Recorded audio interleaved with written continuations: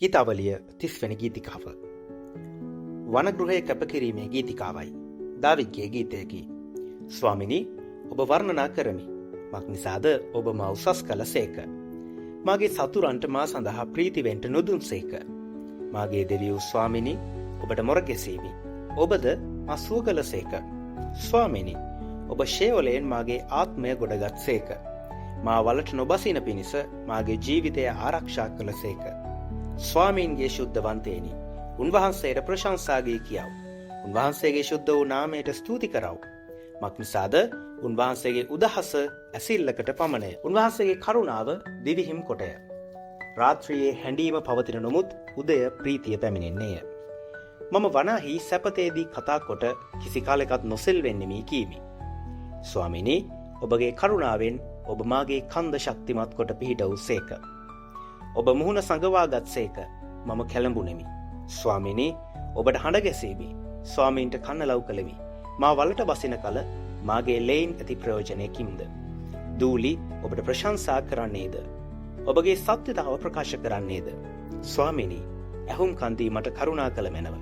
ස්වාමිනී, ඔබ මාගේ ආධාරකාරයා වුව මැනව. ඔබ මාගේ වැළපීම නැටීමට පෙරළූ සේක. ඔබ මාගේ ගෝනි රෙදි මුදා සතුටු පෙළියෙන් මාගේ ඉන සැරසූ සේක. කුමටද? මාගේ මහිමය නිශ්ශබ්ද නොවී ඔබට ප්‍රශංසාගී කියන පිණිසය.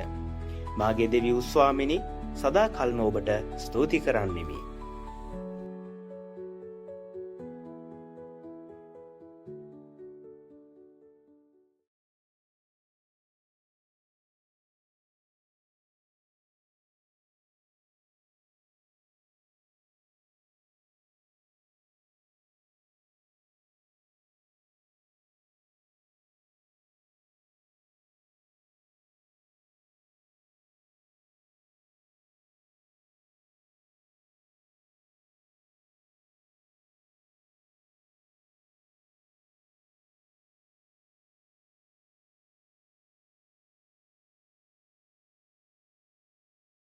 ඒ ගීතිකාව 1,44,000ට එනම් පොළවෙන් මිලේට ගනු ලැබුවා වූ අයින්ට මිස අන් කිසිවෙකුට ඉගෙන ගන්නට නොහැකි විය. ස්ත්‍රීන්ගෙන් කිලිටු වූ මොවුහුය. මක් නිසාද මොවුහු බ්‍රහ්මචාරීහුය. බැටළු පැටවානන් යන තැනට උන්වහන්සේ අනුව යන්නෝ මොවුහුය. මොවුහු දෙවියන් වහන්සේටත් බැටළු පැටවානන්ටත් නාබුල් පලවන පිණිස මනුෂ්‍යයන් අතරින් මිලේට ගන්නා ලද්දෝය.